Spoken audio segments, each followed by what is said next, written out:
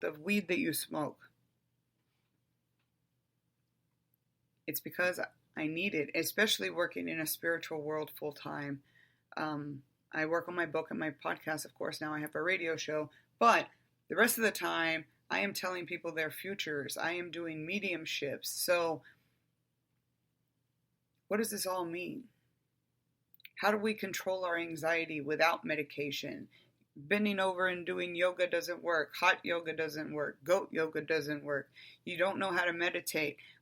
The reason people don't know how to meditate is, one, they won't sit down and shut the fuck up, turn their brain off. People that have high anxiety cannot meditate because of the fear of the unknown. It took me a gazillion years. I just started learning how to actively meditate, like go into that trance so fast about 5 years ago, and I'm in my 40s. And I now spiritually I can meditate and go find your loved ones and give you messages from them. I've been able to do that since I was born. But to actively meditate and go to my inner self and like imagine things and lights and negatives and positives, I was not able to be a child. So, that was robbed from me. My imagination and my innocence was robbed from me. That's what I'm getting to. Forgiveness versus healing. The situation that's going on right now with my daughter and the way that we all here in the house are very concerned. We're all dealing with it in our own ways. My youngest is like my daughter. My oldest, she usually chooses to just move on with her day, and she has a very busy schedule. So again, she's one of those, just let it be, blah, blah, blah, blah, blah, just keep it moving. Every day's a different day, on to the next. But what's going to wind up happening is later on in life, she's already a reactive person. We have to sit her down, and I told y'all 2 days ago, we literally have to stop her when she's talking. We have to, so that we can point out that behavior so she can start to recognize it. With my oldest, they're very close. My oldest and youngest. Those are my girls. Those are my babies. But, unfortunately, because I'm psychic, I know that the older one is influencing the younger one. So what's going to happen to both of them is what the younger one is going to wind up being in a mental space where the older one is, because the older one refused to communicate. The older one refused to make assumptions about situations and people in her life based on what she could gain from them. If she couldn't gain anything from them, then she didn't kick it with them. And we obviously already proved that she was fake, because my youngest even convinced me that the oldest was over everything and we were good and everything. And I really genuinely felt that we were in a good place. But I knew that there was something off about her because her eyes weren't even the real color. She looked different. And I immediately came home and told my husband, I said, I am so serious. I feel that our child needs some kind of therapy, like badly. So where does this come in? Forgiveness. Children don't point out what their parents do the way that we point out what y'all do when y'all are doing it. So what winds up happening is they're like, man, fuck that bitch. In their head, they're like, man, fuck this hoe. I can't stand this shit. I can't wait till I turn 18. I'm getting the fuck out of here, blah, blah, blah, blah. They don't think about, hey, maybe I should find a better way to communicate that with my parents and get this off my chest so that I don't project this onto other people. That goes back to forgiveness. Say I could go back in time, unburn the ashes, and bring my dad back and read his cards for him. I don't know what they would have said. That's not the way being empathic and psychic works. We don't have all the answers. That's not how it works. We don't run around knowing things. If we did, I wouldn't be here. I'd be on an island somewhere kicking it with Johnny Depp. So, it doesn't work that way. But in order to heal, we got to deal. In order to deal, we're faced with a decision.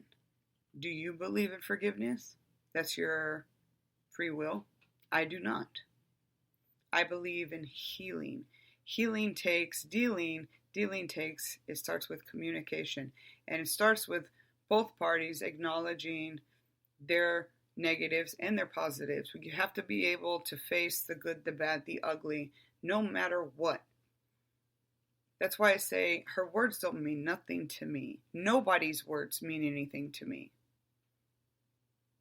Nobody's actions or words mean anything to me unless you're coming to physically harm me. Then I'm going to react, and it's not going to end well for you.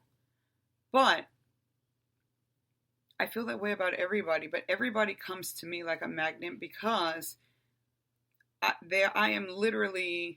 have been for the last years literally going through my healing with the whole world via YouTube.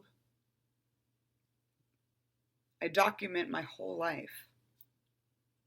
I tell y'all everything, the good, the bad, the ugly, the same thing I tell y'all to look for, the good, the bad, the ugly. Now, again, do you believe in forgiveness? That is up to you. I do not.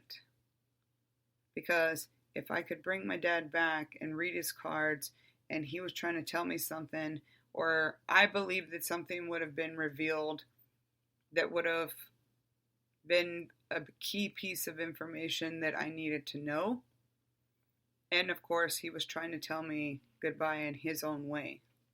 I believe that he knew exactly what he was doing and where he was going.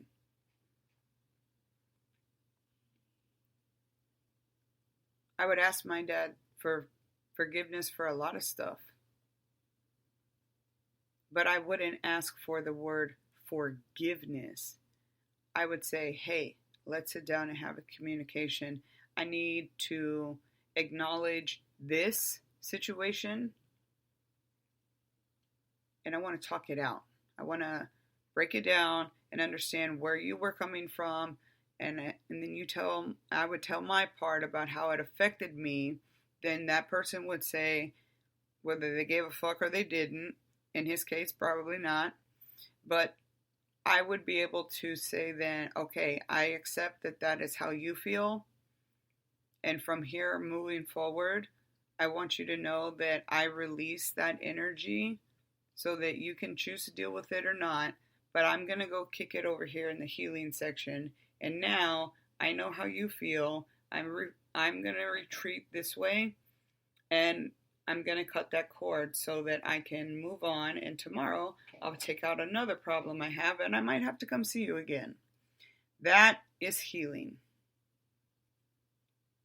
That is healing. You don't forget the act, so you can't forgive the act. But what we can do is take all of the negatives, go back to the negative that did whatever they did to you, and then y'all create positives. Everything in the world, I don't care what subject it is. Math, science, history, theology, anthropology, occultism even, whatever. It's all cylindrical. It all is going to keep coming around and around and around and around. You go up and down the tube, right? Because we're all trying to what? Ascend into ultimately a place where there's perfect love and perfect trust. We don't have to worry about forgiveness because there's no pain. There's no negativity up there.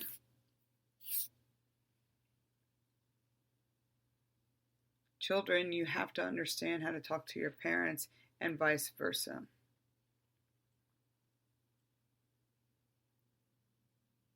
It is very, very hard for me right now because there's so much stuff around me. I mean, my kids are I have a family picture on each side of me, and I have one right here in front of me, right, literally right behind my Mac. I love the people that I love so deeply, but I've cut most of them out. The ones that are still alive that I had to cut out, I mean, I've already lost all my immediate family. I don't have grandparents. I don't have parents. I don't have this. I have siblings, but I only talk to one of them. That's not my choice. That's theirs. Everybody's got opinions and everybody's judgmental. I don't care about that stuff anymore. I used to.